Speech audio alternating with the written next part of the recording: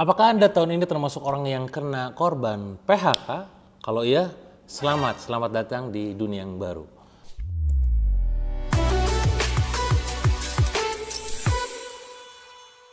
Buat kawan-kawan semua yang sekarang kena PHK ataupun dipecat dari perusahaan, mungkin sebagian dari Anda akan sangat kecewa dan sakit hati. Bagaimana Anda harus kehilangan penghasilan Anda setiap bulannya yang itu didapatkan dari kantor tempat Anda bekerja. Ya tentu mereka semua perusahaan-perusahaan yang akhirnya mem-PHK Anda punya alasan tersendiri. Mungkin mereka melakukan yang namanya efisiensi untuk di anggaran gitu ya. Atau mungkin mereka juga sekarang lagi goyang gitu kan. Bingung mempertahankan perusahaan sehingga harus akhirnya memecat Anda. Banyak berita-berita yang sekarang beredar di luar sana, PHK menjadi badai luar biasa. Bahkan di tahun 2023 sampai 2024, lebih dari 30.000 karyawan terdampak dari startup dan juga industri manufaktur yang itu kena PHK. Dan sekali lagi, mungkin bagi sebagian Anda itu pusing. Tapi sekali lagi, di video ini, saya ingin memberikan gambaran dari sudut pandang yang berbeda. Bagaimana Anda mengubah musibah menjadi anugerah, mengubah tragedi PHK itu menjadi sebuah komedi yang nanti Anda akan bicarakan di masa depan, karena Anda lebih bertumbuh dari sebelumnya, gitu ya. Nah, kawan-kawan, kenapa sih akhirnya kita ini harus bertumbuh dengan kondisi seperti kemarin? Katakanlah Anda ketika di PHK gitu ya. Di sini justru momennya. Saya tahu lah sekarang namanya kebutuhan pokok terus naik gitu ya. Banyak sekarang yang suami itu kehilangan arah gitu ya. Mungkin Anda sebagai seorang suami kehilangan arah harus ngapain dan kehilangan pekerjaan. Atau mungkin bagi Anda seorang istri yang juga nggak tega ngelihat suaminya pengangguran gitu ya. Nah, maka ini peluang buat Anda untuk menjalankan bisnis Anda sendiri. Saran dari saya pribadi buat Anda adalah silakan Anda jalankan bisnis Anda sendiri berpasangan. Bahasa lainnya mungkin sekarang sebutnya adalah couple-planner gitu ya. Kenapa sih bisnis suami istri ini layak dicoba gitu ya? Satu, teman-teman, ini kolaborasi emosional. Kita bisa saling support satu sama lain. Seorang suami yang memang menjadi seorang kawam di keluarga, menjadi seorang pemimpin, seorang istri menjadi seorang support untuk suaminya. Dalam bisnis pun demikian. Siapa yang akan menjadi di depan, silakan Anda tentukan. Siapa akan jadi backup di belakang, silakan Anda tentukan. Dan semoga ini awal mula untuk Anda bisa berkolaborasi bisnis. Ingat, kita hidup berkeluarga gitu kan, ada yang namanya nafkah, ada yang namanya kehidupan, ada yang namanya anak. Nah, ini jangan sampai hidup Anda tuh hancur hanya gara-gara PHK. Mulai ambil hikmahnya. Ini adalah momen buat kita untuk saling kolaborasi, jalanin bisnis bareng-bareng. Apalagi tentu bisa lebih efisien. Kenapa? Karena tadi kita pas jalanin bisnis modalnya modal kecil dan bisa dimulai dari rumah. Sekarang semua tidak harus serba ngantor dalam arti sewa kantor gitu ya. Saya pribadi beberapa hari yang lalu baru saja sewa kantor di Bandung gitu ya. Karena memang ada harus menampung banyak orang. Tapi bagi Anda yang sekarang menjalankan bisnis itu suami istri, tidak harus sewa kantor, mulai aja dari rumah sendiri, dari tempat tinggal Anda sekarang gitu ya. Dan dari bagi-bagi tugasnya Anda, mungkin yang satu pegang admin CS, yang satu bagian promosi, yang satu bagian live streaming gitu ya, yang satu bagian briefing dan segala macam. Intinya adalah Anda bisa melakukannya dengan modal yang sangat minim dari yang Anda miliki saat ini.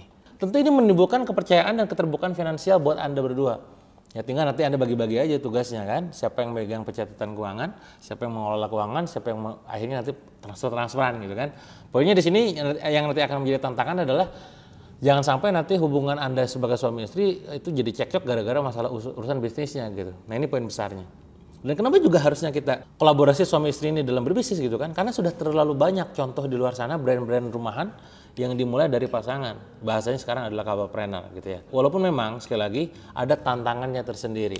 Apa tantangannya, Kang? Tantangannya adalah Anda seringkali konflik gitu ya, gara-gara urusan rumah tangga dan urusan pekerjaan dicampur adukan. Ketika kita ngomongin usaha gitu ya di bisnis, pas dibawa ke rumah tangga gitu kan, dibawa terus dan akhirnya jadi berantem di situ. Nah, ini menjadi poin. Maka Anda harus ada border, bikin sebuah rules, bikin sebuah aturan. Kalau di sini yang boleh apa, yang nggak boleh apa, do and done-nya. Dan ini dimulai dari Anda sebagai seorang pria, sebagai seorang suami ngomong ke istri Anda tuh gitu ya.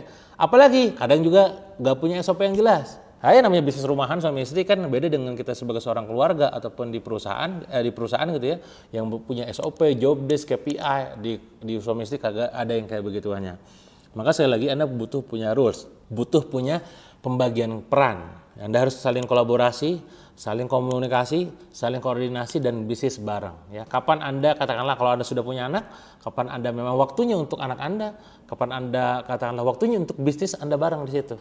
Mungkin ketika anak Anda tidur, Anda mulai nanti si istri merekap data penjualan, si suami bikin konten misalkan begitu, dan masih banyak lagi. Intinya apa kawan-kawan semua, badai PHK yang Anda alami kemarin gitu ya, jadikan momentum untuk Anda bangkit hari ini. Dengan cara apa? Berbisnis aja. Berbisnis dari rumah, jualan dulu aja. Kalau misalkan Anda sekarang bingung, Kang saya jualan apa ya? Banyak banget peluang usaha yang ada di luaran sana yang bisa Anda jalankan dari rumah. Misalkan, ketika hari ini saya menjalankan bisnis jualan produk skincare, herbal, dan kosmetik dari brand SR12. Brand yang saya kenal sejak lebih dari 8 tahun yang lalu gitu ya. Karena memang secara performa yang luar biasa, komunitasnya pun luar biasa, ownernya pun sangat punya visi yang sangat besar dan vibrasinya sangat positif gitu ya. Nah silakan Anda join di dalamnya tuh.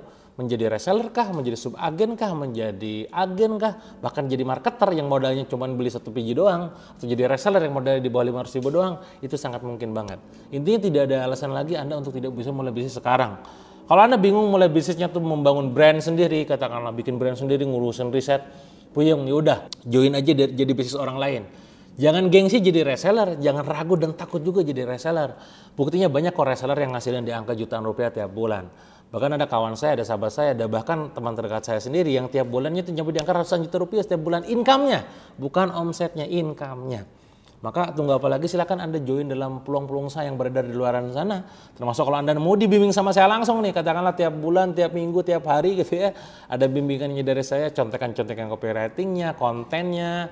Anda gak usah ragu lagi, silakan aja klik link yang ada di deskripsi dan juga atau klik link yang ada di pin komennya. Insya Allah nanti kita akan ketemu langsung di grup khusus dan mentoring session khusus. Itu kawan-kawan ya. Jadi Anda jangan ngerasa bahwa ini akhir dari segalanya. Ini adalah awal dari Anda bangkit lebih baik.